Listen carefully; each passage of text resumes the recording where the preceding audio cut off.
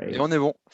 Xavier, je te propose de présenter un peu l'agence Limite en Oui, amont. vraiment d'un mot. Donc, je suis directeur général et associé d'une agence qui s'appelle Limite, qui est spécialisée sur les sujets d'intérêt général. Concrètement, ça veut dire qu'on accompagne des associations, ONG, fondations et quelques entreprises sur la communication autour de leurs engagements. Alors, forcément, avec pas mal de digital dans tout ça et bien sûr des réseaux sociaux. Voilà. De la même façon, je te retourne la question. Tu peux peut-être nous dire un mot de Hello Asso et voilà, de ta fonction. Oui, alors je suis chargé de partenariat territorial chez Helloasso. Helloasso, c'est une entreprise qui facilite la gestion des activités pour les associations en les mettant en relation notamment avec des citoyens. En fait, on propose différents outils de gestion de paiement gratuits du type collecte de dons, gestion des adhésions, boutique en ligne, etc., etc., de façon assez large. Et on est également impliqué dans un programme pour la transition numérique des associations. Et c'est notamment à ce titre-là que j'interviens aujourd'hui. Merci. Mais je t'en prie. On commence doucement. Allez-y. À la première partie, on va faire un diaporama très rapide des réseaux sociaux. Certains que vous connaissez certainement, d'autres peut-être un peu moins. Donc, le premier, on s'est demandé un peu s'il fallait le représenter, mais tout de même. Facebook. Facebook, on l'utilise, la plupart des personnes en tout cas l'utilisent en France, on est plus de la moitié des Français à avoir un compte Facebook pour un nombre total d'utilisateurs de 40 millions en 2021. On voit qu'il y a eu un effet confinement tout de même, c'est 7 millions de plus que par rapport à 2020. Donc c'est le réseau social en fait à avoir en tête en termes de masse d'utilisateurs. En gardant ça en tête, on remarque aussi qu'il y a des préférences en fonction de l'âge. Donc, c'est-à-dire que de plus en plus, Facebook est un peu boudé par les jeunes générations qui lui préfèrent d'autres réseaux sociaux. Quand on se concentre sur les associations, ce qu'on remarque, c'est que dans le monde, pas en France cette fois-ci, à 93% des organismes à but non lucratif, donc associations en fait dans le sens large au niveau international, ont une page Facebook et 30% l'utilisent également comme groupe Facebook. Je vous ai mis une petite image des Restos du Cœur pour l'effet banderole. En fait, souvent, on abandonne notre banderole, on ne l'utilise pas forcément de façon optimale.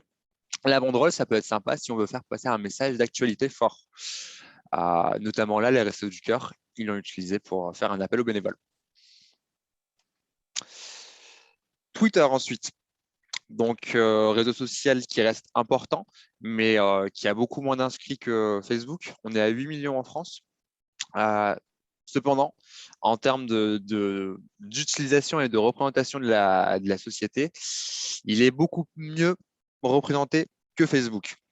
Donc, autant en termes d'âge que de catégories socio-professionnelles, etc., etc., etc. Ce qu'on remarque, c'est que Twitter, c'est un réseau social où vous avez un nombre limité de caractères quand vous faites des posts. Et donc, de ce fait, ça oblige à être bref et d'aller directement à l'information.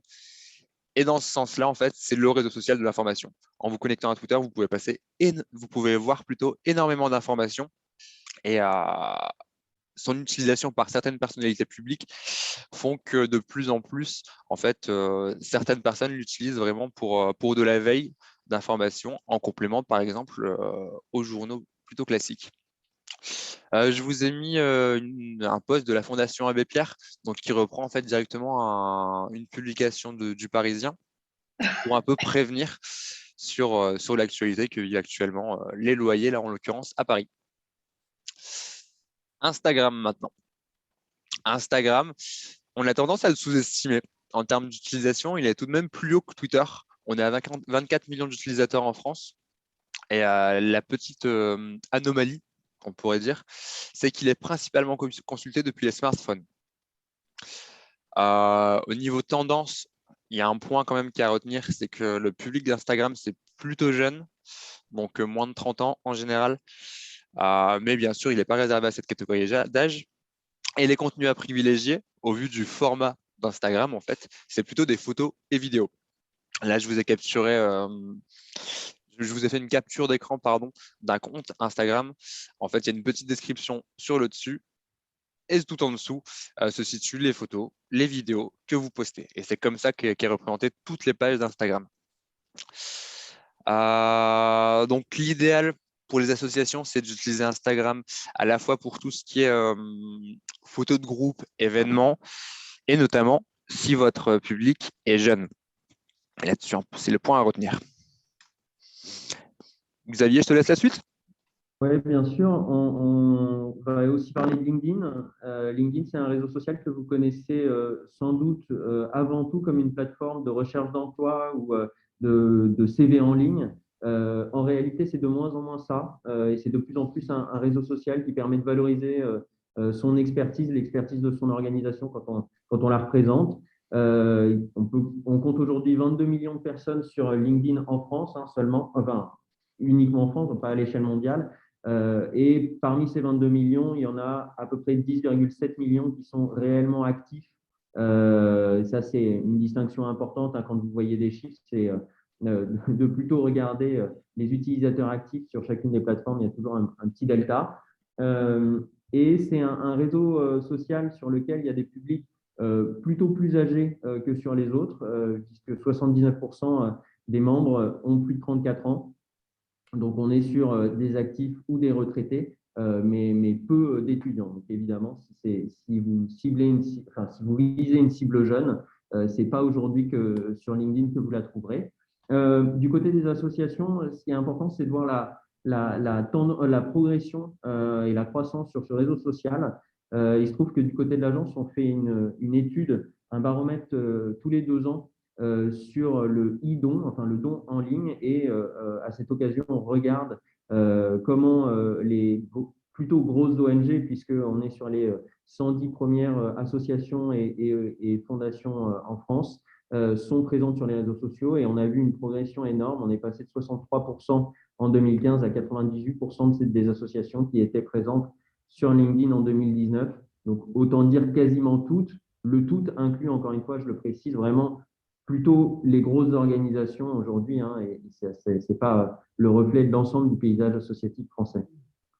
Sur TikTok, enfin, il nous semblait important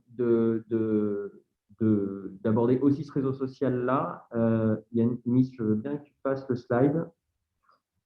Voilà, sur TikTok, enfin, c'est une plateforme, je ne sais pas si tout le monde en a entendu parler ou pas, c'est une plateforme qui est encore récente, qui compte 4 millions d'utilisateurs en France, un public légèrement, majoritairement féminin et pour le coup, une audience très très jeune. Le profil type, on a souvent l'habitude de raisonner comme ça, c'est vraiment une jeune fille qui va être ado ou toute jeune adulte, enfin entre 13 et 24 ans.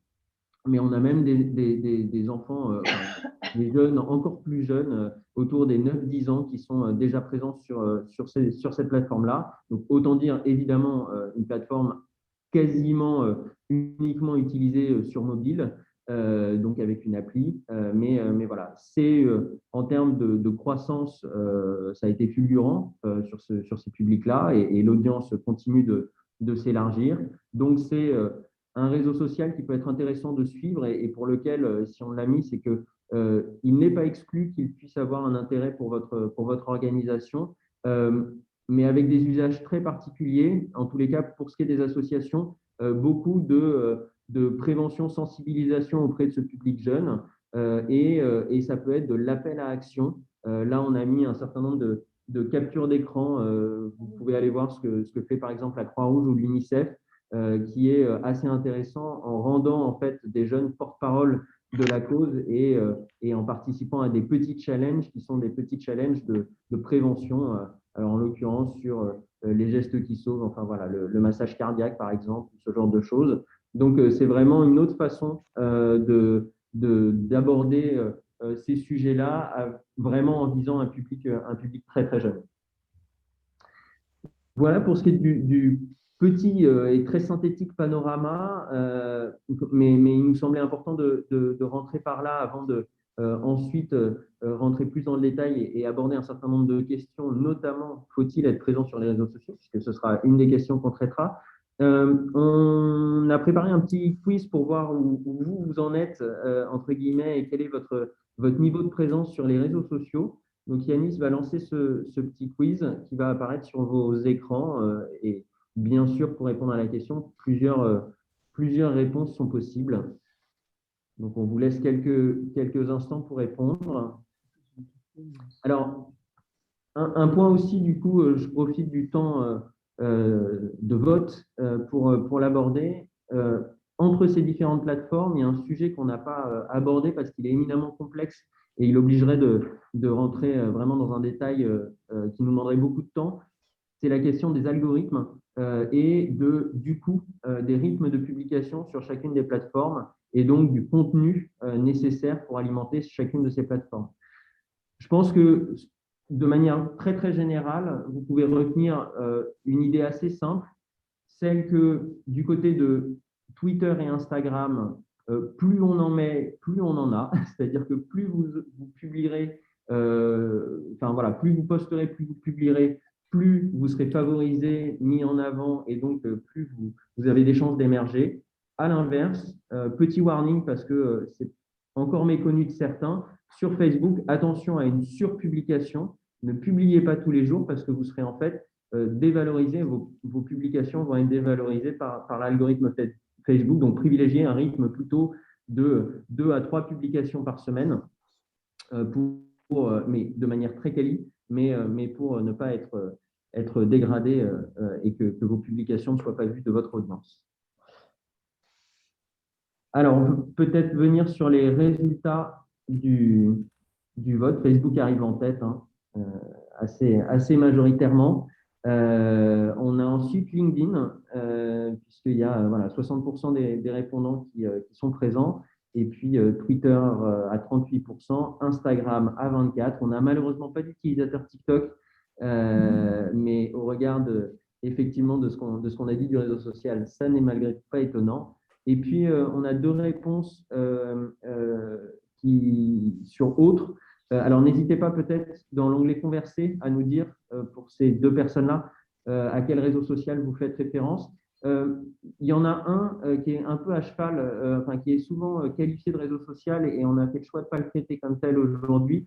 C'est YouTube qui est en fait aujourd'hui pour les associations plutôt une plateforme de publication de vidéos, enfin d'hébergement de vidéos et moins un réseau social en tant que tel. Alors, on a WhatsApp, alors c'est marqué WhatsApp.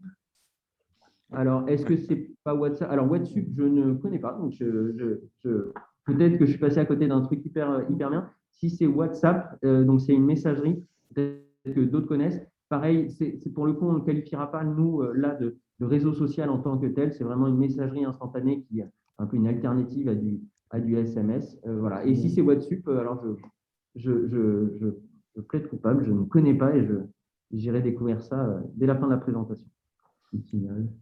Ce qu'on peut remarquer, mine de rien, c'est que les résultats en termes de nombre d'inscrits qu'on a présentés tout à l'heure et d'utilisation par les associations se suivent tout de même. Donc, on a Facebook qui est très largement en tête. Ensuite, via LinkedIn. Le fait surprenant, c'est quand même Instagram, où là, il y a seulement un quart des associations qui l'utilisent, alors que en termes de nombre d'utilisateurs, il était tout de même mieux placé. Et je ne suis pas non plus surpris pour l'utilisation de TikTok aujourd'hui. Okay. Oui, tu allais dire quelque chose? Non, on peut continuer. Super. Faut-il être présent sur les réseaux sociaux? Donc, on vous tenait en fait à traiter cette question, même si c'est le sujet global de ce webinaire, mais avant de se lancer, en fait, c'est toujours bien de se poser certaines questions pour ne pas aller trop vite. Sans plus tarder, Xavier. Effectivement. Et là-dessus, il y a souvent un malentendu enfin, voilà, on ne met pas toujours la même chose derrière le fait d'être présent sur les réseaux sociaux. On peut y être de différentes manières. On peut y être en ayant un compte, typiquement tout ce qu'on a décrit précédemment, qui consiste à effectivement être actif ou pas, mais en tous les cas, à avoir des accès à ces différentes plateformes, à avoir des profils. donc a décidé d'être, on va dire, dans la partie. Mais on peut aussi être présent sur les réseaux sociaux, en tous les cas, utiliser les réseaux sociaux de manière anonyme et en visiteur pour notamment faire de la veille et en particulier pour votre association. Et donc, vous pouvez tout à fait vous poser la question de Twitter, d'Instagram ou même de TikTok pour aller voir et comprendre ce qui se dit sur votre association ou sur vos sujets sans pour autant avoir de compte. Et donc, le premier élément de réponse sur faut-il être présent sur les réseaux sociaux, à minima, il est essentiel pour vous aujourd'hui d'aller régulièrement sur les réseaux sociaux, voir ce qui se dit, encore une fois, sur votre sujet et ou sur votre organisation, puisque ce n'est pas parce que votre association n'est pas sur telle ou telle plateforme que les gens n'en parlent pas et qu'il n'y a pas des publications qui vous mentionnent ou qui font référence à ce que vous faites. Hop. Deuxième idée clé, Yannis, je veux bien que tu passes le slide. Euh, c'est juste un petit warning sur le fait d'une tentation naturelle à parfois céder à des effets de mode. On entend au détour d'une réunion, d'un CA, d'un dîner entre amis, le fait que ah là là, il y a telle et telle plateforme, il faut absolument y aller, c'est génial, etc. Attention, il n'y a pas d'impératif à être présent sur les réseaux sociaux et encore moins sur tous les réseaux sociaux. Vous le verrez, vous le savez déjà un peu, mais c'est beaucoup de boulot d'être présent sur les réseaux sociaux et de bien être présent sur les réseaux sociaux. Donc, il y a souvent on a à gagner, à resserrer, à prioriser. Et il vaut mieux une présence sociale bien animée que trois comptes en déshérence, puisque ça, on le voit notamment sur Facebook. Voilà, des comptes qui vivent pendant un moment et puis à un moment, on n'a plus la ressource. Et du coup, ce compte reste là, on continue de publier un peu, mais on ne sait pas trop. Mais bon, et donc ça, c'est assez contre-productif. Donc voilà, ne vous mettez pas trop de pression. L'enjeu n'est pas, et ce qu'on vous dira ce matin, n'est pas allez-y à tout prix, foncez, soyez présent partout, etc. On sait qu'il y a un principe de réalité qui consiste à composer avec les ressources dont vous disposez. Et ces ressources, elles sont aussi bien humaines que financières. Donc voilà, vraiment prioriser et ne vous dites pas qu'il faut, dès qu'une plateforme sort, y être présent. Mais malgré tout, ça n'interdit pas de garder une oreille ouverte et attentive aux tendances, aux évolutions, aux nouvelles plateformes, parce qu'il y a peut-être des opportunités derrière tout ça. Donc voilà, ne vous fermez pas à d'éventuelles nouveautés et en même temps, ne vous obligez pas à tout prix à être présent partout, tout le temps. Alors, pas de gain sans investissement. Ce qu'il faut garder en tête tout de même, donc comme le dit Xavier, c'est qu'il n'y a pas d'obligation à être sur les réseaux sociaux, mais qu'en termes de communication, au XXIe siècle, les réseaux sociaux, ça a tout bouleversé. Ça permet en fait de toucher un public beaucoup plus large de façon très rapide. Donc en fait, le temps de faire un post sur Facebook ou sur Twitter ou sur toute autre plateforme, en fait, vous pouvez augmenter votre visibilité, découvrir de nouvelles personnes qui ne connaissent pas encore le projet de votre association et toute autre action.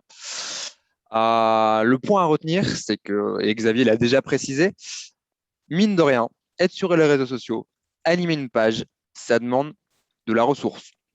Donc, humaine, toujours. Donc, en fait, une ou des personnes qui vont gérer les comptes, mais aussi financière. Tout ce qui est matériel informatique, smartphone, ordinateur, etc. etc. Chose qui peut paraître logique, mais en fait, que toute association n'a pas forcément. Avant de se lancer, et ça, c'est vraiment capital, c'est vraiment de désigner un ou des responsables des réseaux sociaux qui pourront en fait réellement dessiner la ligne éditoriale de votre association pour ne pas que vous publiez à tout va en fait et sur tous les sujets qui ne sont pas forcément légitimes pour vous, mais aussi qu'ils puissent trancher en cas de désaccord et faire des choix sur les contenus.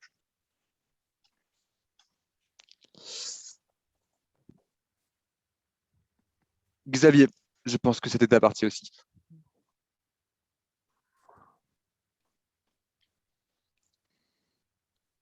Ton micro est désactivé. Excusez-nous, hein, Autant pour moi. les Autant pour petits moi. soucis habituels de webinaire. C'est ça. Oui, attention, ne pas être présent sur les réseaux sociaux peut comporter des risques. En tous les cas, attention à ne pas vous en détacher trop en se disant que c'est pas pour vous, que c'est trop de boulot, c'est trop d'investissement, etc. D'abord parce que les publics auxquels vous devez vous adresser, là je parle vraiment en termes en tant qu'organisation, hein, en tant qu'association, ça peut être un public de bénévoles, ça peut être un public de donateurs, ça peut être un public de bénéficiaires aussi, ou tout autre public.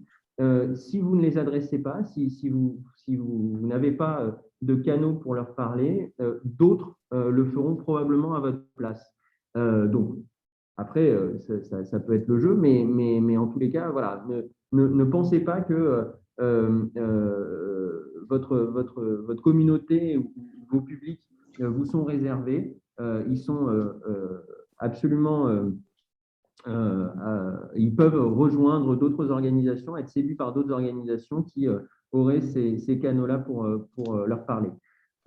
L'autre point, je l'ai déjà un petit peu évoqué, le risque, c'est de laisser les autres parler de votre association à votre place, de ne pas être maître de votre récit, de votre discours. Alors, de toute façon, ce sera le cas. C'est-à-dire, soyons bien clairs, vous n'interdirez pas à qui que ce soit de prendre la parole en votre nom. En tous les cas, ce sera très, très difficile à contraindre. Alors, s'il y a bien sûr de la diffamation ou des choses fausses ou erronées, vous pouvez réagir, mais quand même, tout le monde est à peu près libre de prendre la parole. Et donc, si vous n'êtes pas, vous, avec un compte et une présence sur la plateforme, eh bien, vous laissez libre les membres de dire, enfin voilà, de prendre la parole, d'évoquer, de citer votre association, de parler de vos sujets. Et donc, ça peut être dommageable parfois.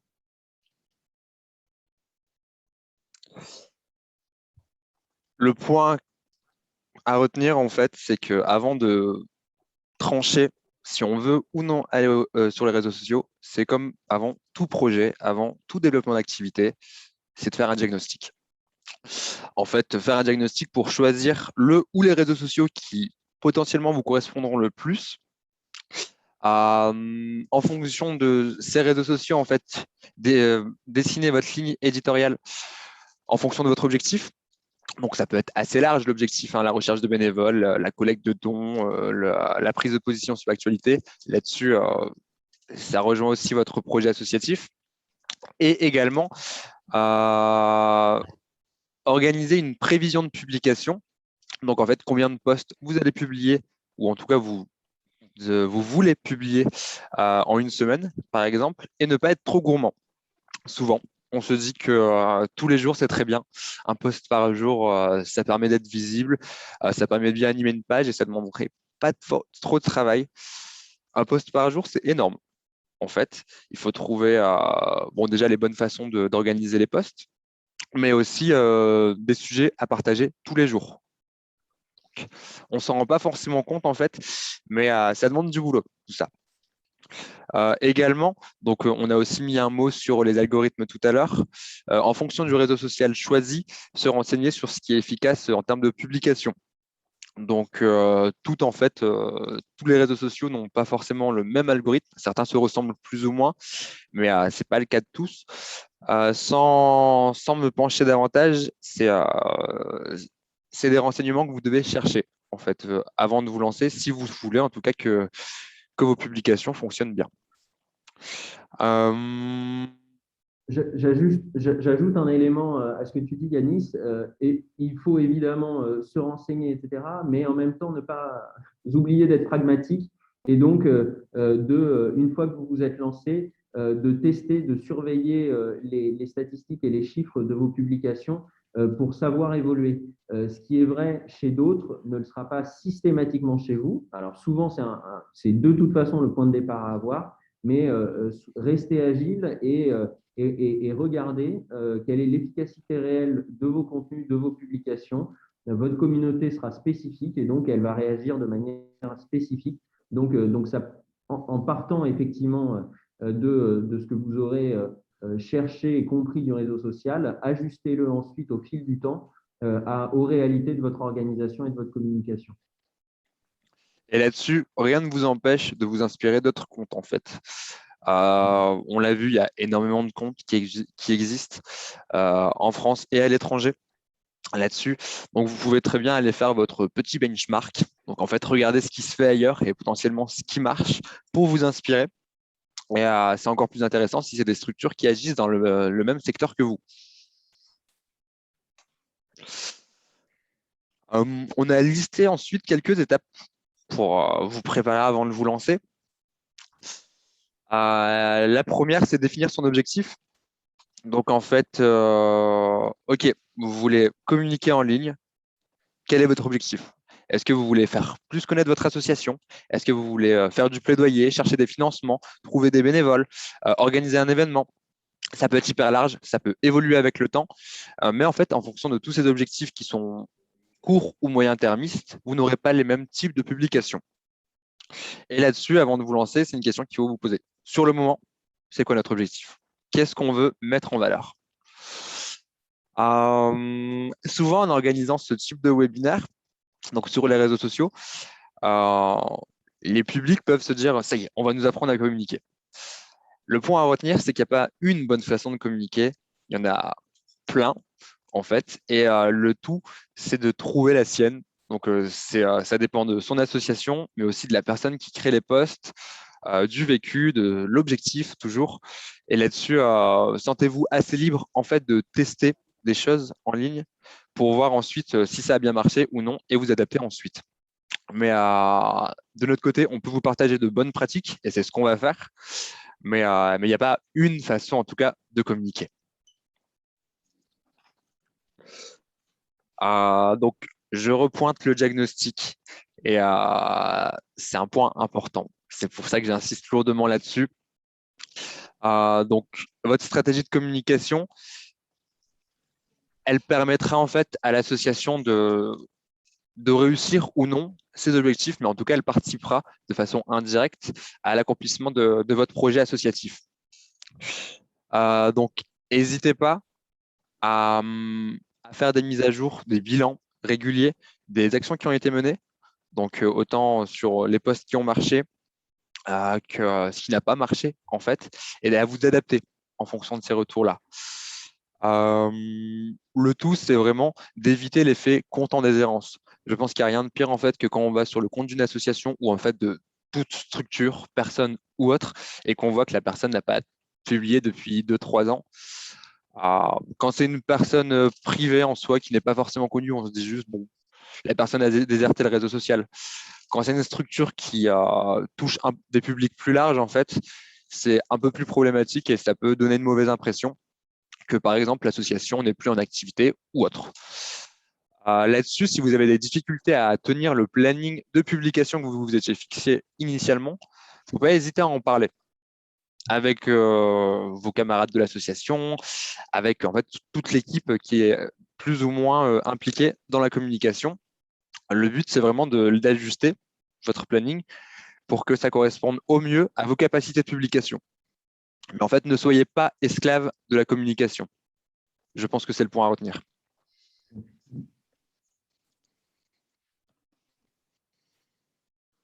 Alors, un mot aussi sur le contenu, puisque se poser la question de telle ou telle plateforme, c'est bien, mais ça ne se fera pas, vous ne serez pas présent sur les réseaux sociaux sans contenu. Donc, le contenu, c'est du wording, du contenu écrit, mais c'est aussi des photos, des vidéos, des formats qui peuvent être des infographies, ça peut être des choses très, très variées. La priorité, c'est d'abord de se demander de quel contenu on a besoin au regard de l'objectif qu'on s'est fixé, ce qu'évoquait Yanis, et bien sûr de votre capacité à produire. On réinsiste beaucoup là-dessus, hein, mais soyez réaliste, ne vous mettez pas trop de pression, c'est le meilleur moyen de se prendre les pieds dans le tapis et de pas parvenir enfin, voilà, à performer. D'autre part, précisez bien les règles de publication. Quelle ligne éditoriale, quel ton, est-ce qu'on vous voit, est-ce qu'on tutoie, est-ce que on est très formel, est-ce qu'on met de l'humour, pas d'humour, enfin voilà, aussi les règles de validation et de modération. L'ensemble des choses qui vont vous permettre ensuite, en flux, de ne pas vous reposer la question en permanence ou alors de ne pas avoir des publications qui sont trop diverses les unes par rapport aux autres. Elles peuvent l'être en termes de nature de contenu et de sujets abordés éventuellement, mais par contre, il faut qu'en termes de personnalité, de tonalité, d'état d'esprit et de posture, il faut que ça paraisse absolument être la même organisation qui est derrière, la même personne, etc. Sinon, il y a un effet de dissonance qui est assez dommageable parce que votre communauté va vous suivre pour tel ou tel ton, telle ou telle personnalité, que si vous en changez tous les 4 matins, eh ben, il y a de bonnes chances qu'elle finisse par déserter et qu'elle aille, sur d'autres, enfin, suivre d'autres comptes. Donc vraiment, faites ce travail amont de vous être demandé ce que vous allez publier, comment et encore une fois avec quelle posture. C'est le meilleur moyen ensuite de le tenir dans la durée. Et ça, c'est un travail qui doit être partagé dans l'équipe, c'est-à-dire même si vous êtes dans une petite association, méfiez-vous des organisations où les réseaux sociaux vont reposer sur une personne parce que c'est celle qui connaît ou parce que elle est très très bonne en com ou ceci ou cela. Même si ça repose sur une personne principalement en termes opérationnels, ça vaut le coup de partager ce genre de choses de manière un peu plus collective, voilà, pour que globalement dans l'organisation, on sache ce qu'on fait sur les réseaux sociaux, ce qu'on en attend, comment on y est présent, etc. C'est aussi le meilleur moyen, le fait de le partager, c'est aussi le meilleur moyen de faire qu'il y ait un plus grand nombre de prescripteurs dans leur communauté réciproque, de prescripteurs de ces comptes-là. Donc voilà, n'hésitez pas, ne faites pas reposer ça sur une seule personne qui gère sa petite entreprise autonome de son côté, mais vraiment partager ces sujets-là, parlez-en régulièrement dans différentes instances. Voilà, mais ça ne doit pas être un truc à part. Alors, voilà pour les premiers éléments qu'on voulait partager avec vous. Ce qu'on vous propose, c'est de passer le micro un instant. Et oui, Bruno. Peut-être avant d'écouter le témoignage de Josette Berger et Cathy Toin pour le compte de SOS Amitié Strasbourg, Marie-Christine et Véronique, peut-être avez-vous des questions à transmettre sur ce qui a déjà été dit à Xavier et à Yanis? Alors, des questions sur comment mesurer l'impact. Alors, comment mesurer l'impact? Je redis la question parce que je ne sais pas si vous l'avez vu dans le chat et je ne sais pas si vous l'avez bien entendu. Alors, ça là-dessus, c'est toutes les plateformes donnent accès à un certain nombre de statistiques. Il y a aussi des plateformes, donc ça c'est voilà, Twitter donne ses stats, Facebook donne ses stats, Instagram, etc. Et puis vous avez d'autres plateformes qui, de manière plus globale, agrègent les statistiques de vos différentes présences sociales si vous êtes présent sur plusieurs. Donc, Hootsuite, TweetDeck ou autre. Enfin bon, il y a plusieurs outils.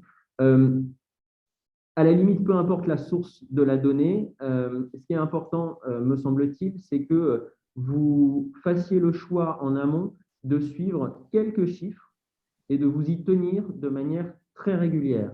Il vaut mieux 3 données qu'on suit chaque mois et qu'on compare de mois en mois et qu'on compare donc, avec le mois précédent et avec le même mois l'année d'avant, parce qu'il peut aussi y avoir des effets de saisonnalité. Donc, vous pouvez avoir des chiffres qui sont un peu moins bons à un mois donné au regard du mois précédent, mais mis en perspective avec ce qui s'était passé l'année dernière, est assez cohérent. Typiquement, voilà, on se retrouve au mois d'août, c'est plus calme. Bon, bah, c'est pas si étonnant que ça. Donc, on peut permettre comme ça d'avoir une meilleure analyse. Donc, petit, ça veut dire quoi? Ça veut dire que globalement, vous avez intérêt à avoir un indicateur qui va être plutôt un indicateur on va dire, quantitatif. Ça peut être le volume de l'audience, par exemple, ou le nombre de vues sur vos publications. Et puis, un objectif plus qualitatif, enfin, ou des chiffres plus qualitatifs, qui va toucher à l'engagement. Donc, un nombre de clics, un nombre de likes, un nombre de retweets si vous êtes sur Twitter, etc., qui là va être plutôt un indicateur d'adhésion et de rebond sur vos publications. Et donc, ça dit une forme d'intérêt par rapport à vos publications. Donc, concrètement, hein, pour faire très simple, sur la question de la mesure de l'impact, prenez les chiffres. Chacune des plateformes, quand vous avez un compte administrateur, vous donne accès avec un petit onglet. Alors, c'est spécifique à chaque fois, hein, donc je ne peux pas vous le détailler pour chacun, mais c'est vraiment très intuitif. Mais sur chacun de vos comptes, en tant qu'administrateur, vous avez accès à des données. Choisissez quelques données, il n'en faut pas 15 000 parce que ce sera beaucoup plus compliqué de le suivre de manière pérenne. Donc, privilégiez quelques données, suivez-les régulièrement et encore une fois, sur les données, ayez un peu deux logiques, une logique quantitative, volume d'audience par exemple, et une logique qualitative, engagement, réaction sur vos publications. Et en amont, pour le choix de la plateforme elle-même, du réseau lui-même, est-ce qu'on peut avoir quelque part des statistiques globales sur les âges, etc. Alors oui, ça globalement, une requête Google donne très bien la réponse sur quel public correspond à quelle plateforme, ou plutôt, voilà. Après, c'est pas mal à modéliser parce que pour le coup, une présence, voilà, si je prends les plateformes qu'on vous a présentées, on parle en millions de personnes. Donc, globalement, quand on est une petite ou moyenne association, on a de toute façon potentiellement un public sur cette plateforme. Le potentiel est tellement énorme en termes d'audience qu'en réalité, attention à des approches un peu dogmatiques qui consisteraient à dire, même si c'est un peu ce par quoi on est rentré, mais les jeunes ne seraient que, ou Facebook, pendant des années, on disait, voilà, c'est le réseau social des jeunes. Bon, la réalité, c'est qu'on voit qu'il a évolué et que finalement, avoir été présent au démarrage sur Facebook, aujourd'hui, permet d'adresser des publics plus âgés. Donc, tout ça est à la fois accessible et en même temps, toujours relativiser un peu les chiffres qu'on a ou les vérités absolues. Voilà, c'est… Oui. Alors, une autre question concernant LinkedIn. Par rapport à la fréquence de publication sur ce réseau social, puisque tu avais évoqué tout à l'heure sur Facebook, Instagram, des fréquences, qu'en est-il pour LinkedIn? Alors, pour LinkedIn, pareil, ma réponse, elle sera assez nuancée. Et Yanis, je parlais aussi un peu sous ton contrôle, mais la spécificité LinkedIn, c'est qu'il vaut mieux publier des contenus assez longs, assez détaillés, assez experts, et donc qui sont un peu longs à produire. Donc, j'ai envie de dire que le premier critère sur la publication, c'est combien on est prêt combien de publications on est capable de produire, et donc c'est évidemment pas tous les jours. Donc voilà. Après, effectivement, pour ce qui est de l'algorithme, pareil, je pense que autour de 2 à 3 publications par semaine, c'est déjà très bien. Ça peut être voilà, 1 à 2. En dessous de 1, c'est pas nul non plus, c'est pas inintéressant, mais on aura une croissance beaucoup moins rapide, on sera quand même beaucoup moins visible. Voilà. Et après, attention, les algorithmes vont prendre en compte autre chose que seulement le rythme de publication. Ils vont prendre effectivement le volume publié. Et typiquement, LinkedIn aime bien des publications longues, des articles plus que des petits posts de 3 lignes, aime beaucoup les repartages. Et donc n'hésitez pas, quand vous voyez une publication intéressante sur vos sujets, à la repartager en ajoutant un commentaire.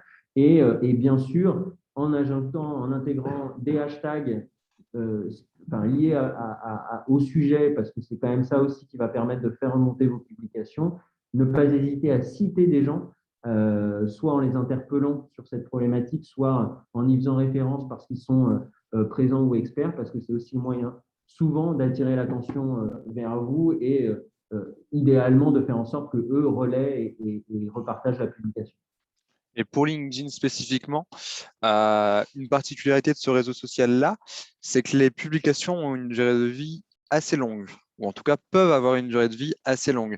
Parfois, ça arrive que des publications qui datent d'il y a 2-3 semaines aient la priorité en termes de fil d'actualité, en fait, sur des publications toutes récentes qui datent d'il y a 1 heure. Là-dessus, c'est aussi les algorithmes et leurs mystères. En fait, les utilisateurs remarquent des bonnes pratiques qui ressortent et qui permettent plus ou moins de capter l'algorithme. Mais pourquoi c'est comme ça? On est incapable de le dire. Autre question? Marie-Christine? Une question un peu plus calme. Si on doit abandonner un résultat, une plateforme pour passer sur une autre, comment le faire intelligemment pour que ça donne l'impression d'abandon brutal? Ne pas hésiter à répéter les questions Oui, oui. La question était, si on doit abandonner un réseau social, comment le faire proprement et pas donner l'impression d'un arrêt brutal et comment, enfin, voilà, comment gérer ça. Alors, moi, je dirais que mécaniquement, l'abandon sera forcément brutal à un moment donné. Donc, entre guillemets, quand vous faites le choix d'abandonner un réseau social, c'est que déjà depuis un moment, il est peut-être pas animé tout à fait comme il faudrait. Donc, c'est pas grave. En fait, je pense que vraiment le point clé, il est dans la décision et c'est ça qui est, c'est le point important. Donc après, comment le faire? Tout simplement en postant une publication qui va permettre de rediriger les gens. Je pense que c'est le plus important. Toutes les plateformes ont aussi, par exemple, des bannières ou des éléments en biographie, enfin de biographie, ce qu'on appelle les biographies, mais voilà, de petits textes de présentation. Utiliser ces espaces-là pour rediriger les gens et pas les laisser en rade. Et voilà, donc ne fermez pas en tant que tel les comptes, d'abord parce que ça permet que vous restiez propriétaire de ces noms de comptes-là, donc voilà, et que peut-être, sait-on jamais, demain, vous ferez un choix autre qui vous fera souhaiter revenir sur la plateforme. Donc, gardez clairement ces comptes-là ouverts, mais par contre, soyez extrêmement explicite en donnant les liens des autres plateformes ou sites sur lesquels on peut vous retrouver et vous suivre. Et là-dessus, pour le compte en déshérence, rien n'empêche de l'annoncer de façon très diplomatique en utilisant l'humour, notamment sous la bannière. Ça permet aussi de dédramatiser. En fait, c'est pas très grave. Ça arrive à plein de monde d'abandonner un compte, mais juste, il faut être réaliste là-dessus et laisser l'opportunité aux personnes qui recherchent l'information ou alors à vous joindre ou autre, la possibilité de le faire, tout simplement. Mais en tout cas, faut pas se forcer à être sur un réseau social si on sait que voilà, ça ne nous convient pas, mais il faut tout de même donner l'opportunité de nous retrouver si besoin. Eh bien, autre question? Oui, une question sur LinkedIn. Peut-on avoir deux pages pour le même compte LinkedIn? Alors, je ne veux pas dire de bêtises, je crois que oui. Un compte personnel peut être lié à différentes pages et donc oui, c'est possible. Donc, si vous êtes effectivement engagé dans deux associations, par exemple, hein, je prends cet exemple, je ne sais pas si c'est ça la situation qui se trouve derrière cette question, mais si vous êtes effectivement engagé dans deux associations et que vous êtes amené à piloter deux pages LinkedIn, effectivement, ça peut être lié à un même compte personnel. Oui, oui, c'est normalement possible. Encore des questions? Une question, où se trouvent précisément les données de mesure? Alors, encore une fois, c'est spécifique sur chacune des plateformes, donc je ne peux pas vous le dire de manière fine. Par contre, quand vous vous connectez avec un compte administrateur, en fait, votre compte, enfin, le compte qui permet de publier, vous avez toujours un onglet. Alors, quelquefois, c'est dans le menu, quelquefois, vous verrez un petit trou qui indique que ce sont des paramètres derrière ça, etc. Enfin, il y a toujours un espace lié à votre profil où vous verrez l'accès aux statistiques. Donc, encore une fois, c'est vraiment spécifique sur chacun. Enfin, chacun a son interface. Voilà, il faudra peut-être fouiller un petit peu. Et dans ces cas-là, n'hésitez pas à faire une petite requête Google en disant où trouver les statistiques sur et d'indiquer le réseau social. Il y a plein de tutos qui vous montreront en 3 clics comment y accéder si vraiment vous ne trouvez pas. Mais sinon, vraiment, c'est souvent assez intuitif malgré tout. Et c'est vraiment lié à votre compte. Donc, à votre profil. Clairement, c'est des statistiques que vous n'aurez pas si vous n'êtes pas connecté.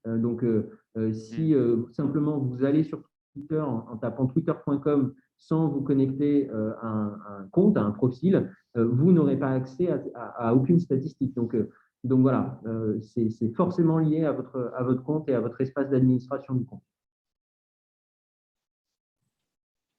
Bon, a priori, nous n'avons pas de nouvelles questions à poser à Xavier et Yanis. En tout cas, si d'autres questions arrivaient maintenant, elles seront répertoriées et elles recevront réponse à la suite du séminaire, donc pas d'inquiétude. Nous allons donc maintenant passer la parole à Josette Berger et à Cathy Toin qui vont nous faire part de leur expérience sur les réseaux sociaux. Josette, à vous. Oui, bonjour tout le monde. Je crois qu'il vaut mieux que… Donc, je suis représentante de SOS Amitié et j'anime le compte Facebook de l'association régionale SOS Amitié de Strasbourg.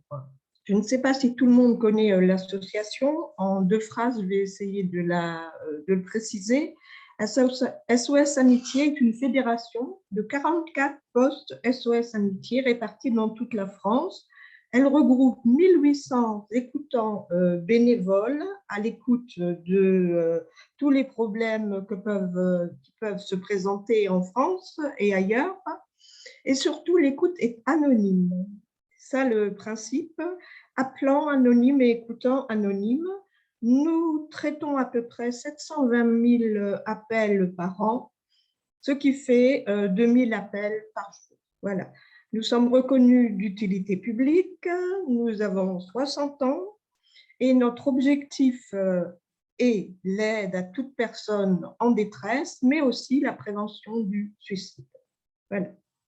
Nous avions créé à Strasbourg un compte Facebook qui était en déshérence, effectivement, et désireuse de nous montrer davantage sur les réseaux sociaux, nous avons fait appel à Passerelle et Compétences parce que nous sommes 2 écoutantes bénévoles complètement incultes pour tout ce qui est réseaux sociaux.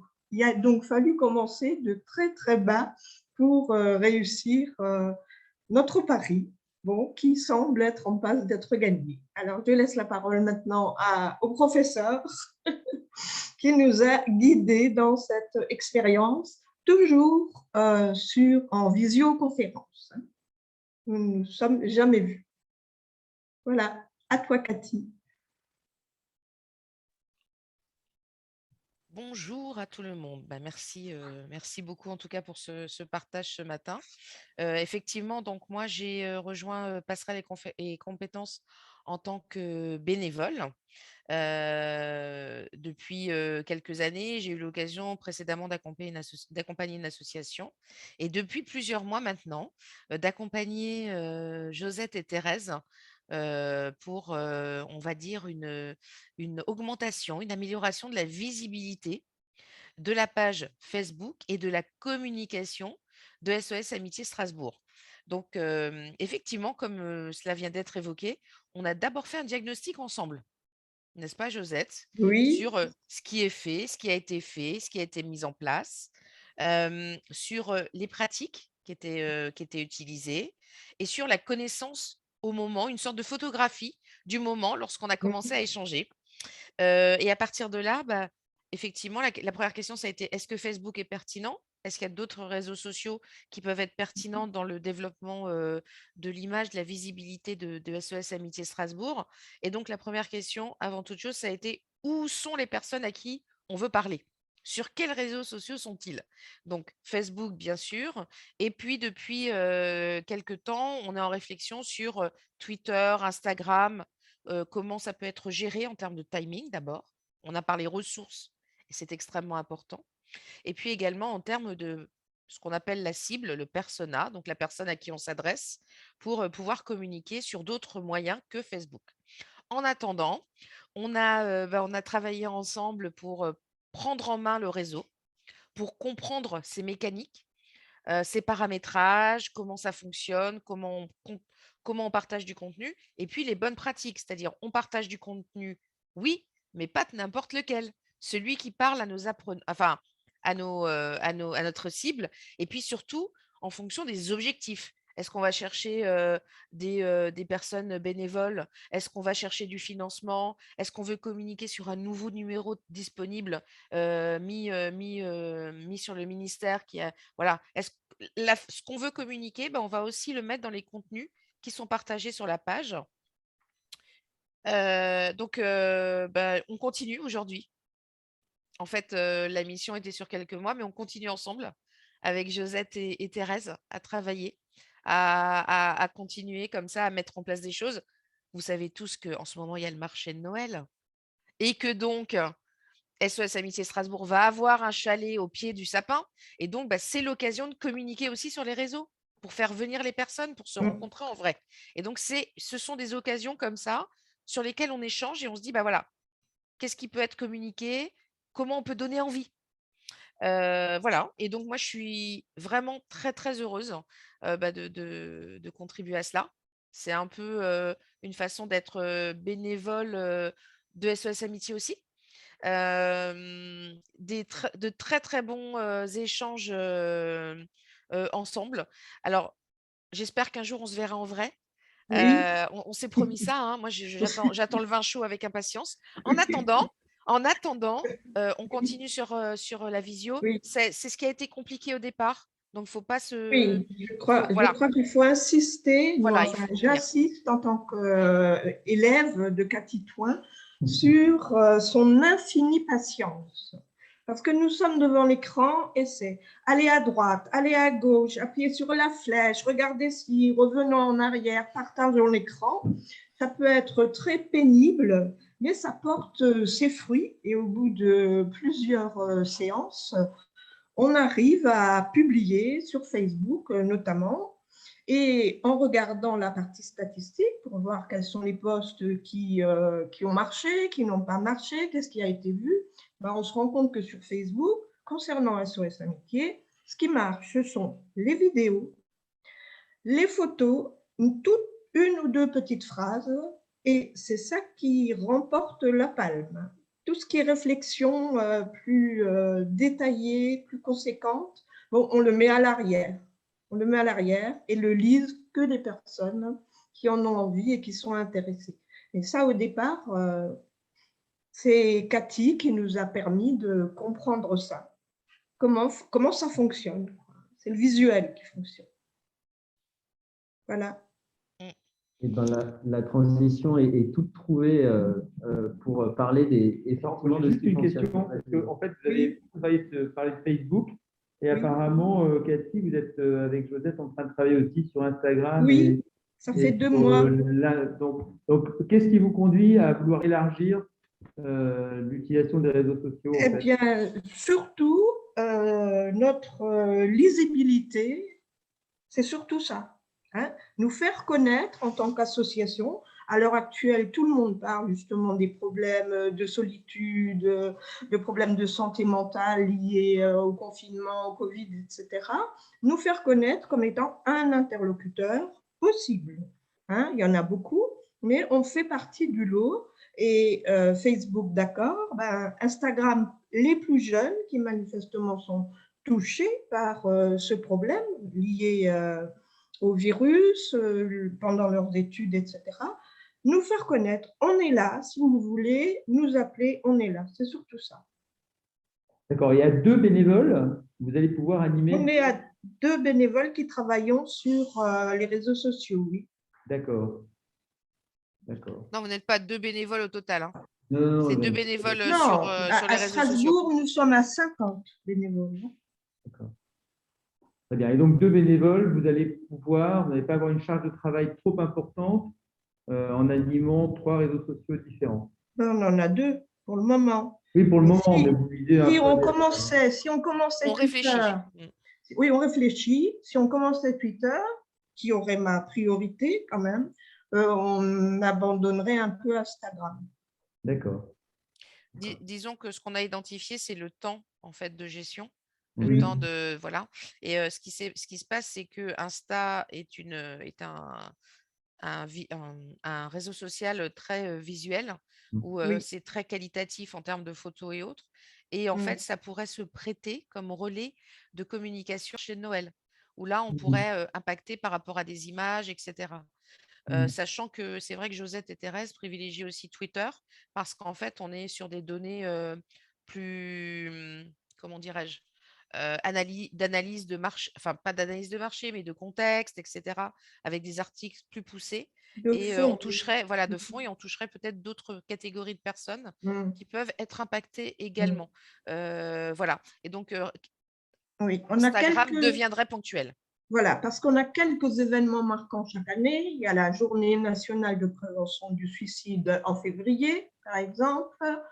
On a la journée des associations, le marché de Noël, il y en a 4 ou 5, comme ça, je ne peux pas vous les redonner tout de suite.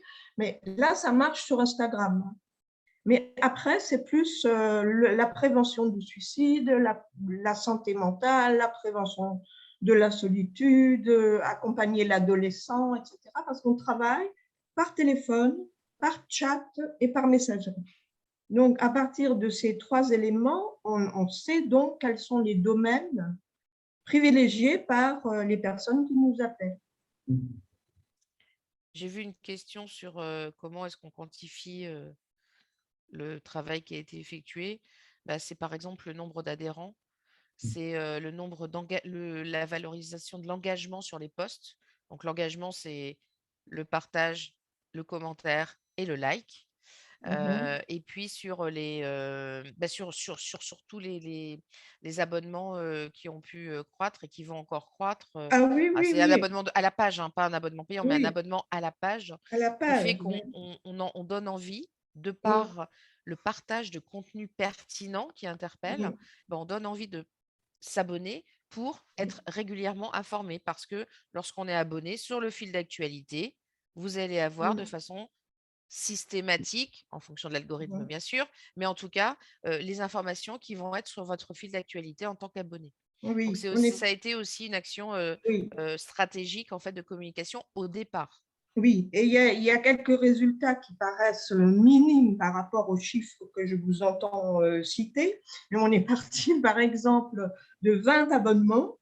On arrive quand même, au bout de 4 mois, à 130 personnes abonnées. Donc, si la progression continue, dans un an, on aura un rythme de croisière. Mais ça reste régional, ça reste très local. Hein. Voilà, ça marche. Eh bien, merci pour cet éclairage, parce qu'effectivement, ça injecte aussi beaucoup de concret. Et c'est justement ce qu'on va essayer de faire dans cette 4e partie, c'est de regarder ce qui fonctionne chez d'autres et ce dont vous pouvez vous inspirer. Alors, peut-être pour démarrer, quelques éléments sur les formats qui fonctionnent. Hop, Yannis, je veux bien. Voilà. Alors, en termes de format, ça a été parfaitement dit. Le visuel a quand même toujours marche quand même souvent mieux que de grands éléments textuels. Donc vraiment, demandez-vous quand vous avez quelque chose à dire, comment vous pouvez le dire en image, que ce soit en photo, en schéma ou que ce soit en vidéo idéalement, mais vraiment privilégier le visuel à tout prix. Après, je pense qu'il est important que vous demandiez ce que vous pouvez vous apporter à votre audience en tant qu'association. Et de notre point de vue, enfin, ce n'est pas une vérité générale pour toutes les associations, mais c'est vrai pour beaucoup, il y a 2 choses. Le fait que vous êtes souvent expert de vos sujets et que vous êtes un tiers de confiance et qu'à ce titre-là, vous pouvez apporter de l'information, de la donnée, de la connaissance sur des sujets de manière pédagogique et à des moments où les sources d'information ou la connaissance est parfois un peu chahutée, vous, en tant qu'association, vous pouvez être un endroit où, sur votre sujet, là où vous êtes légitime, là où vous avez effectivement des choses à raconter, se partage ce genre de contenu-là. Donc vraiment, alors là, on a mis sur la droite un petit visuel Instagram. Je ne veux pas dire de bêtises, mais je crois que c'est le Psychodon qui fait ce genre de visuel-là. Donc, c'est un visuel en 3 vignettes. Hein, donc, on peut swiper, c'est-à-dire faire défiler. Et on a un petit visuel un peu sympa qui pose la question. Et ensuite, on rentre dans le détail avec quelques éléments. C'est très light, hein, c'est malgré tout, c'est pas une encyclopédie, mais malgré tout, ça permet de rentrer dans des contenus qui sont parfois complexes, manipuler des sujets qui sont parfois compliqués et qui méritent un peu de nuance, un peu de finesse, un peu de profondeur de contenu. Et il ne faut pas croire que les réseaux sociaux ne le permettent pas. Ils peuvent le permettre, mais en assumant quand même un point d'entrée simple, pour ne pas dire simpliste, mais qui va, s'il est bien foutu, amener les gens à plus de détails. Le deuxième aspect qui me semble intéressant à avoir en tête, c'est votre façon d'être. je me méfie beaucoup quand des associations prennent la parole sur les réseaux sociaux de l'effet catalogue, alors catalogue de projets, catalogue d'actions, où finalement on a un truc, donc, par exemple quand on a des actions bénévoles sur le terrain, on va republier toutes les semaines ou tous les 15 jours à peu près les mêmes photos de bénévoles qui ont l'air très très sympas, mais dont on n'a toujours pas bien compris plus que le fait qu'ils se réunissaient et qu'ils avaient fait un truc sympa. Et donc demandez-vous vraiment, parce que ce qui est évident pour vous ne l'est pas forcément pour votre audience, demandez-vous comment raconter votre fonctionnement, presque les coulisses. Parfois, ça peut être aussi l'endroit pour raconter certaines difficultés, des difficultés surmontées, mais c'est toujours intéressant pour bien comprendre une organisation et pour créer de l'adhésion et de l'intérêt. C'est aussi de savoir ne pas idéaliser son propre fonctionnement ou sa propre mission, mais aussi d'assumer voilà, des difficultés que vous avez pu rencontrer, comment vous l'avez surmonté, etc. Donc ça peut être du petit témoignage terrain, ça peut être encore une fois de la vidéo instantanée. On a mis en bas à droite alors il se trouve que c'est aussi sur Instagram, mais peu importe, ça pourrait être sur une autre plateforme, sur le compte de la Croix-Rouge, voilà, une vidéo de quelqu'un qui se prend en selfie. Donc en termes de réalisation et de production, on n'est pas du tout sur quelque chose de sophistiqué, hein. On peut tout à fait aujourd'hui poster des choses qui paraissent assez brutes, hein, sans énormément de montage, mais ça montre des réalités et c'est vraiment ça qui sera privilégié par votre communauté, c'est de vous découvrir comme vous êtes et de vous découvrir vraiment par le réel. Peut-être, alors passons sur le slide d'après. Il y a quatre idées un peu à avoir en tête. Voilà. D'abord, la logique de storytelling, c'est un mot très à la mode qui parfois ne veut plus rien dire, mais globalement, derrière ça, ce que je veux dire, c'est l'importance de raconter des histoires, de créer des fils rouges et justement d'éviter ce fameux effet catalogue de projets ou d'actions que j'évoquais. C'est-à-dire que quand vous avez des récurrences, quand vous avez des événements ou des choses qui vont revenir régulièrement, demandez-vous comment créer un lien entre toutes et pas seulement être dans une logique de silo ou de juxtaposition, parce que c'est à travers, en fait, c'est en créant le fil et le récit que finalement vous allez vous rendre intéressant pour les gens qui vous suivent. Donc vraiment ça, demandez-vous ce que de manière un peu globale, à l'échelle de l'année, vous souhaitez raconter, vous voulez faire passer comme histoire, et ensuite, ça va se retrouver un peu dans chaque publication. Alors, à travers ça, je ne sous-entends pas que votre audience aura vu l'ensemble de vos publications et aura lu chacune des pages ou chacun des chapitres de votre histoire, mais ce n'est pas grave.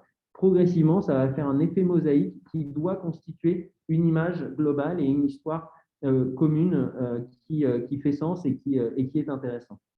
La deuxième dimension, alors c'est un peu impensif parce que je pense que vous l'avez entendu maintes et maintes fois, mais c'est l'idée de mettre vraiment l'humain au centre. La question de l'incarnation est fondamentale. Donc, autant que possible, ayez des porte-paroles, que ce soit des membres de votre gouvernance, que ce soit quand vous avez une équipe salariée, éventuellement des membres de l'équipe salariée.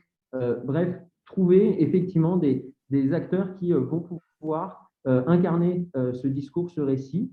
Et j'attire votre attention sur une tendance forte. Ça ne veut pas dire qu'il faut le faire à tout prix, mais en tous les cas, c'est quand même un indicateur de l'importance qu'a la parole dite, enfin, et incarnée. C'est le live. Aujourd'hui, quasiment toutes les plateformes encouragent ou facilitent le fait de publier ou de faire du live. Voilà, je prends par exemple l'exemple de YouTube qui donc était pendant longtemps un endroit où les influenceurs de ce réseau social postaient une fois par semaine ou une fois tous les quelques jours une vidéo. Et de plus en plus, ces formats ont été doublés ou complétés par aussi des séquences de live, de direct, voilà, avec leur communauté. Donc, ça ne veut pas dire qu'il faut que vous fassiez du live à tout prix, mais par contre, ça confirme bien le fait que les gens sont prêts à avoir, on va dire, une qualité de production, un rendu visuel qui n'est pas forcément hyper léché, si c'est au profit de quelque chose de très incarné, de très humain, de très personnalisé, enfin de très personnel, enfin très incarné par une personne. Troisième brique, mais vous voyez que tout se répond, hein, la question de l'authenticité. Privilégier le vrai au standard, c'est aussi ce qui fait la force des stories sur Instagram. C'est le fait que vous allez saisir un moment, un instant, que vous allez le poster assez rapidement et que donc on est on est vraiment sur non pas quelque chose d'idéalisé, mais on est sur le vrai fonctionnement de l'association, de ses sujets, etc. Et puis enfin, la créativité, quand a fortiori on dispose de moyens limités, et encore une fois, moyens voulant dire humains et financiers, il faut être créatif ou accepter que ça prenne du temps. Mais n'hésitez pas à être créatif. Et être créatif, c'est quoi? C'est de tester des formats, de tester des contenus, de tester des sujets, de tester des choses comme ça et voyez comment ça réagit. Alors, j'ai bien conscience que le fait d'évaluer, de regarder les chiffres peut être parfois, on peut avoir l'a priori complexité de se dire, oh là là, mais moi, je vais me perdre dans toutes ces données, etc. Encore une fois, et je trouve que l'exemple de SOS Amitié le montre, c'est que peut-être en se faisant accompagner, mais quand on fait un petit travail amont pour avoir compris comment regarder ce qui fonctionne pas, etc. Et ben après, on se rend compte que c'est pas si difficile que ça à faire. Il faut s'y tenir et c'est vraiment ça qui fera que votre croissance sera lente ou rapide. Et donc, si vous maximisez ce qui fonctionne, en l'occurrence pour SOS Amitié, de se rendre compte que effectivement la photo, la vidéo et un texte de 2-3 lignes sur Facebook, c'est ça qui fonctionne sur la communauté, et ben principe de réalité, il faut se concentrer là-dessus et ne pas se prendre la tête à essayer de faire des choses qui ne fonctionnent pas. Voilà, vraiment, pour ça, et le meilleur moyen, c'est tester. Voilà, c'est vrai aussi sur les horaires de publication, qui est une question qui est souvent posée enfin, voilà, pour des gens qui démarrent sur les réseaux sociaux, c'est de dire, ah ok, mais moi je suis sur LinkedIn ou peu importe le réseau social d'ailleurs, quand est-ce que je publie? Et en fait, il n'y a pas de vérité générale. Alors, vous trouverez sur Internet des indications, des analyses, etc. En réalité, c'est toujours un peu fumeux parce que, alors, on constate de manière très pragmatique, hein, mais d'une organisation à l'autre, ça varie. Vous n'avez pas les mêmes publics, vous n'avez pas les mêmes usages et les mêmes consommations des réseaux sociaux en face de vous. Donc, voilà, testez, osez et voyez ce qui fonctionne. Juste de passer une remarque à propos du live. Est-ce que le live présente un danger? En réalité, oui et non. Oui, c'est ce qui fait sa beauté parce que la définition du live, c'est qu'on ne sait pas ce qui va se dire. C'est le cas ce matin. On peut dire une bêtise qui nous échappe. Et en même temps, c'est ce qui fait son intérêt parce que c'est justement un contact direct.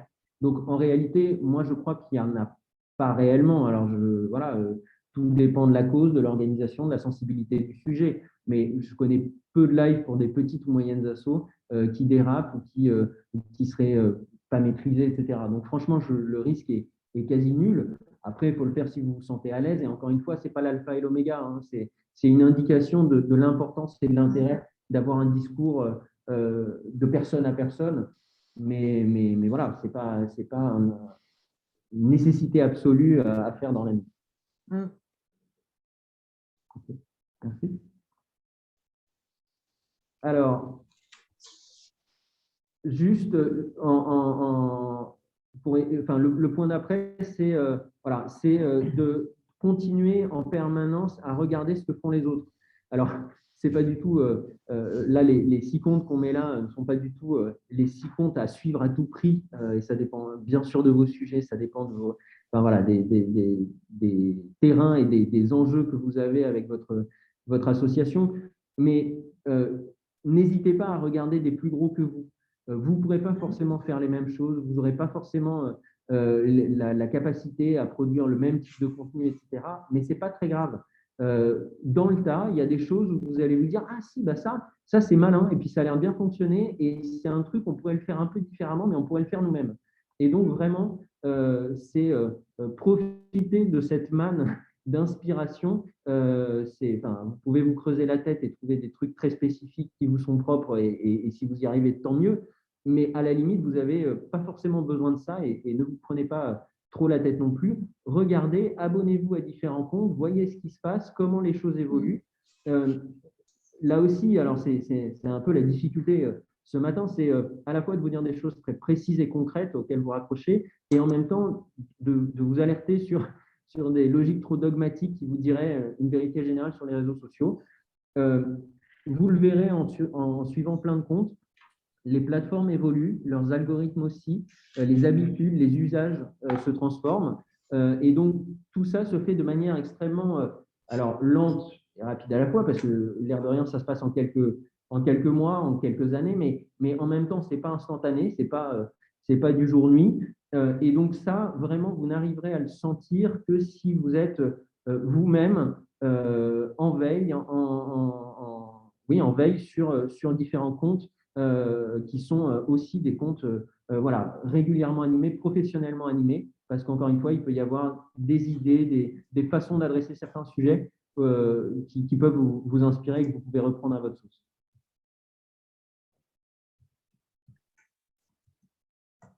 Et puis enfin, on va revenir sur la question d'évaluer l'impact. Alors, j'ai déjà répondu, donc on va pouvoir passer rapidement et garder plus de temps sur un dernier petit quiz et puis sur des échanges de questions-réponses. Mais les 3 points, c'est vraiment choisissez quelques éléments à analyser, pas 15 000. Ça, c'est le meilleur moyen que vous y teniez dans la durée. Donc, typiquement, le taux d'engagement, ce qu'évoquait Cathy tout à l'heure, le clic, le like, le partage si on est sur Facebook. Mais voilà, toutes leurs plateformes ont effectivement des choses qui correspondent à l'engagement, c'est-à-dire aux réactions des gens sur vos publications. La visibilité, le nombre de vues, le nombre d'impressions. Pareil, il y a des mots qui varient suivant les plateformes et on tourne toujours autour de cette idée-là. C'est combien de fois vos publications sont vues. Et enfin, les contenus, les contenus les plus performants, c'est un peu la synthèse des deux, mais enfin, je dirais quelque chose qui va toucher plus au volume d'audience, donc vos volumes de communauté, c'est souvent ce par quoi d'ailleurs le plus spontanément l'indicateur auquel vous vous référez le plus spontanément, et c'est normal, mais il n'est pas tout à fait suffisant, c'est effectivement le nombre de followers, le nombre de likes ou d'abonnements sur la page, le nombre d'abonnés. Deuxième point, les mettre en perspective avec le mois précédent et l'année précédente. Je reviens sur ce point-là parce que il est important de les mettre en perspective. Ces chiffres en soi, ils veulent souvent rien dire ou pas grand-chose. En tous les cas, ils ne sont pas suffisants pour se dire est-ce que c'est bien ou est-ce que c'est pas bien. Et ne les comparez pas avec d'autres organisations parce que vous n'animerez pas les comptes de la même façon, vous n'avez pas les mêmes communautés en face, etc. Donc, ça peut être très piégeux. Comparez-vous à vous-même, voyez la progression, encore une fois, de mois en mois. Et l'année précédente, je réinsiste là-dessus, c'est vraiment pour vous méfier d'effets de saisonnalité. Vous pouvez avoir un excellent mois ou un mauvais mois et vous dire « Ouh là là, mais qu'est-ce qui s'est passé ?» Et en fait, en regardant l'année d'avant, se rendre compte que « Ah bah oui, effectivement, ce n'est pas tout à fait anormal parce qu'à ce moment-là, il y a une actu particulière, une journée mondiale sur votre sujet ou des choses sur lesquelles ça performe ou au contraire, votre communauté est un peu absente ou un peu en veille sur tel ou tel mois de l'année. » Et enfin, tirer des enseignements concrets, c'est-à-dire qu'il ne faut pas que cette analyse reste hors sol, il faut derrière se dire, bon, concrètement, ça dit quoi en termes de pour-action? Est-ce que je fais un peu évoluer mes heures de publication? Est-ce que le type de sujet, le type de format, est-ce que ça répond à ce que ma communauté attendait de moi ou pas? Et progressivement, je le fais évoluer. Donc vraiment, ce petit regard, alors nous, on le recommande mensuel, après ajusté à vos fonctionnements, à vos réalités, mais un petit arrêt mensuel sur ces chiffres-là de 1 heure, n'y passez pas non plus 15 ans, 1 heure, 1 heure et demie, vous permettra vraiment de progresser très efficacement et de faire évoluer vos présences.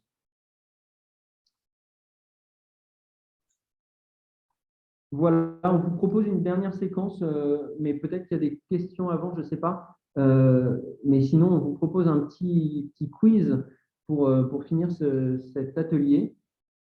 Il y a une question sur qu'en est-il des sites Internet? Ah, qu'en est-il des sites Internet? Eh ben, c'est un programme d'un prochain webinaire, non? Parce que là, sinon, on peut être reparti sur 2 heures. Les sites Internet, c'est un socle essentiel qui fait partie de votre écosystème digital. Hein. Voilà, c'est un point d'ancrage qui est quand même globalement aujourd'hui nécessaire. Après, un site internet, ça peut vouloir tout et rien dire. Ça peut être très très léger, quelques pages qui vous présentent. Ça peut être beaucoup plus poussé avec des services ou des choses qui sont liées à la mission même de votre association au-delà de la communication. Ça peut être voilà, un lieu où on publie de l'actualité aussi, où on publie régulièrement du contenu, mais pas forcément. Donc, pour le coup, pour ce qui est des réseaux sociaux, il y aurait là aussi, pardon, pour ce qui est du site internet, il y aurait là aussi énormément de choses à dire, donc je ne vais pas rentrer plus avant dans le sujet. Désolé. Oui, en soi, le sujet des sites internet, ça pourrait être un atelier en soi. Donc, c'est un peu compliqué de rentrer dans cette thématique-là à 8 minutes de la fin. Alors, il y a quand même juste une façon de le faire, c'est qu'il y a une matrice commune à tout ce qu'on vient de se dire, se poser d'abord la question de l'objectif, c'est-à-dire à quoi ça doit servir tout ça, la question de qu'est-ce qu'on peut publier, produire, apporter comme élément de contenu, et la question de l'évaluation, c'est-à-dire comment je surveille que j'atteins bien mon objectif et mon public. Ça c'est vrai pour les réseaux sociaux, ça sera aussi pour vos problématiques site internet. J'avais une question peut-être pour SOS Amitié. Quel est le lien entre la ligne éditoriale au niveau national et au niveau local? Quels sont les liens? Alors, je refais la question, je ne sais pas si tout le monde l'a bien entendu. C'était une question pour SOS Amitié. Quelle est l'articulation entre la ligne éditoriale du national, de l'association au niveau national, et le local? C'est la fédération qui chapeaute toutes les associations locales. Nous avons des rendez-vous et des journées régulières des présidents, des directeurs de poste vers la fédération. C'est la fédération qui chapeaute le tout. Mais chaque antenne locale a un site, disons les 2/3 des antennes locales ont maintenant un site Facebook, ce qui permet de mettre en avant les événements locaux, comme le marché de Noël dont parlait Cathy Toin tout à l'heure.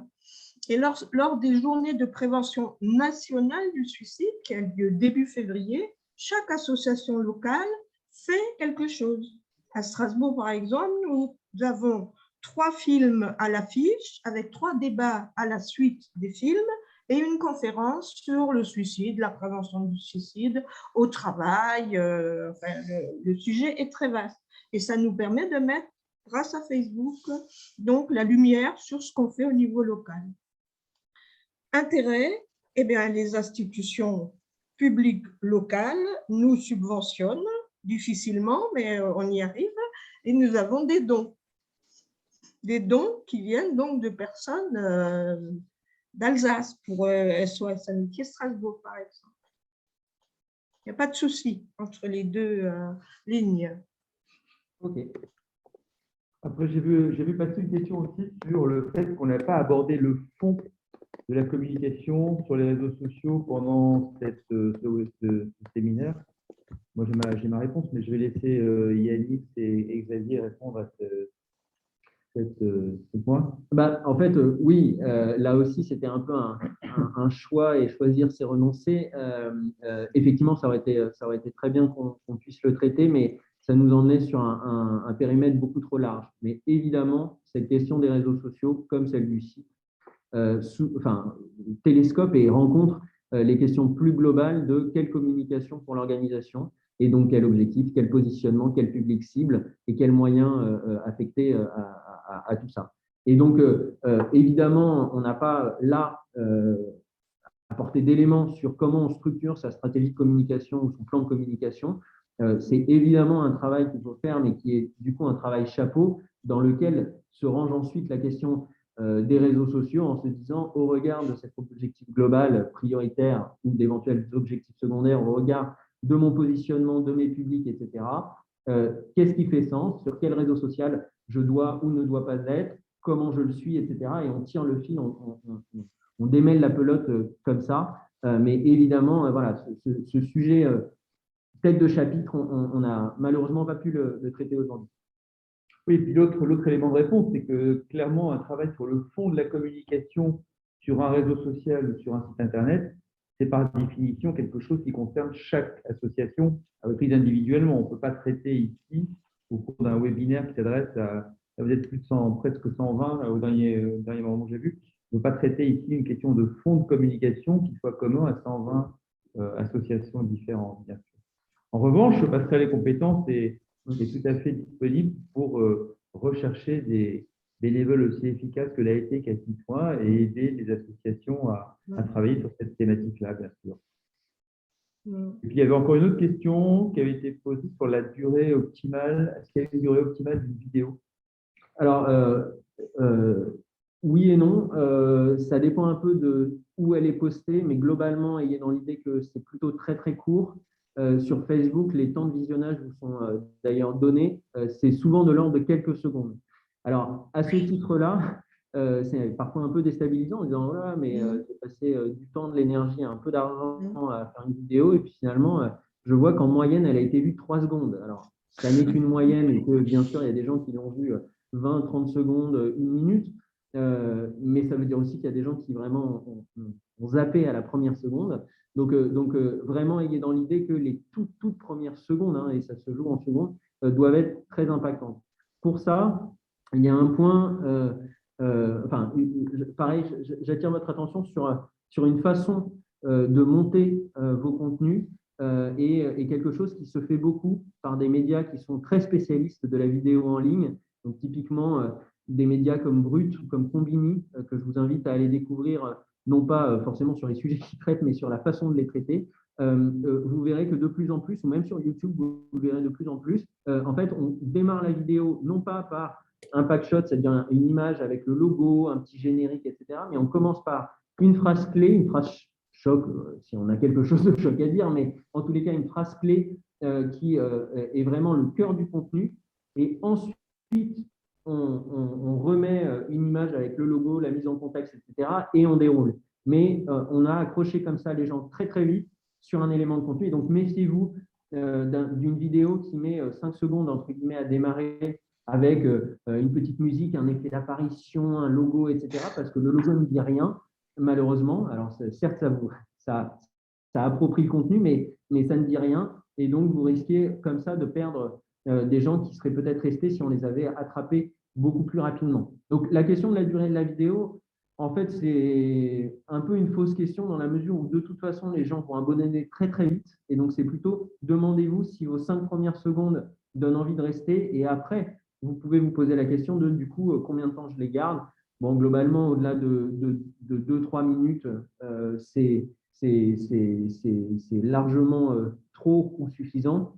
Après, j'en profite pour glisser un mot d'un autre format qu'on n'a pas abordé aujourd'hui, mais qui peut être très intéressant pour vos associations, qui est le format podcast, c'est-à-dire un format audio, parfois doublé de vidéo, mais en tous les cas un format audio qui peut vous permettre, là pour le coup, de rentrer beaucoup plus en profondeur des sujets et d'avoir des formats beaucoup plus longs de 15, 20 minutes, une demi-heure, 1 heure parfois. Voilà, et donc de traiter comme ça des sujets de manière très, très qualitative.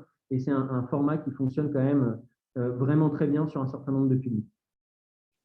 Bon, il y a encore quelques questions, mais je crois qu'Alice a des impératifs de temps, donc on va lister les questions, on tâchera d'y répondre par écrit dans le compte rendu du webinaire. Je crois que maintenant, il y a un dernier petit quiz à faire avant que nous concluions ce webinaire, n'est-ce pas, Xavier? Oui, alors Yannis, je te laisse la main là-dessus. Bien sûr. Donc, pour conclure ce webinaire, alors on est un peu plus sympa, interactif, tout ce que vous voulez, on a voulu faire un petit quiz, une évaluation, voir si vous captez un peu mieux à la sortie de ce webinaire à quels réseaux sociaux correspond à quel format. Donc, en fait, tout simplement, vous allez être invité à répondre à 3 questions. Donc, chaque phrase, en fait, correspondra à un type de publication et vous devrez cocher le réseau social sur lequel ce type de publication est le plus approprié, adéquat. Donc, ça va être très cliché. Je préviens d'avance, ce n'est pas forcément fermé, mais le but, c'est vraiment, pour le coup, que ce soit cliché. Pardon. Alors, je lance le sondage. Il y a exactement 3 questions. Et c'est parti. Donc, la première question, une offre d'emploi pour votre association. À votre avis, c'est quel réseau social?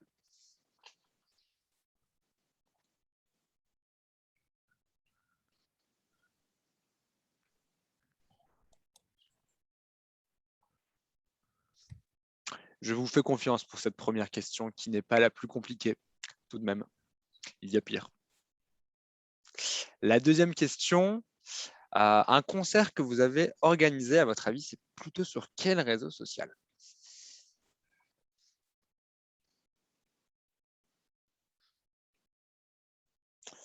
Et la dernière, un lien vers la collecte de dons que vous organisez actuellement. Donc, je regarde les taux de réponse. On n'y est pas encore, on va encore patienter quelques secondes.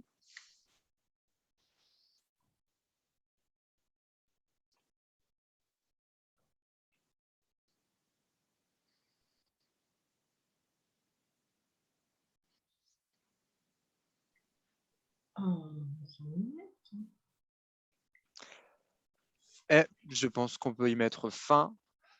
Donc, spoiler alerte, majoritairement, vous aviez à chaque fois les bonnes réponses. L'offre d'emploi pour votre association, le réseau social dédié en fait à la vie professionnelle, même si ça commence peu à peu à évoluer, ça reste LinkedIn. C'est lui, les personnes qui approchent un réseau social dans une optique professionnelle vont visiter, et donc c'est le plus intéressant pour ce type de publication. Une vidéo d'un concert que vous avez organisé, ça aurait pu être Facebook, mais ce n'est pas Facebook. Tout ce qui est vraiment visuel, tapant, événementiel, c'est toujours plutôt Instagram. Parce que c'est fait pour et que notamment les personnes gagnent pour ça. La page réellement organisée Instagram, c'est des photos et des vidéos, donc c'est le plus adéquat. Et en plus, Instagram propose le format story. Donc en fait, mettre des petites vidéos en live, hein, comme l'expliquait tout à l'heure Xavier, qui sont bien plus visitées en général que par exemple les stories de Facebook. La collecte de dons que vous organisez actuellement, sur quel réseau social est-ce que vous le posteriez? Alors là, l'objectif, il y a plusieurs réponses possibles. J'ai fait un choix très personnel. Mais l'objectif, quand on organise une collecte de dons, c'est qu'elle soit vue par le plus de monde possible. Et donc, il faut prendre le réseau social où il y a le plus de nombre d'inscrits, d'après ma logique. Donc, j'aurais plutôt misé sur Facebook, même si effectivement, en fait, ça peut apparaître sur plusieurs réseaux sociaux.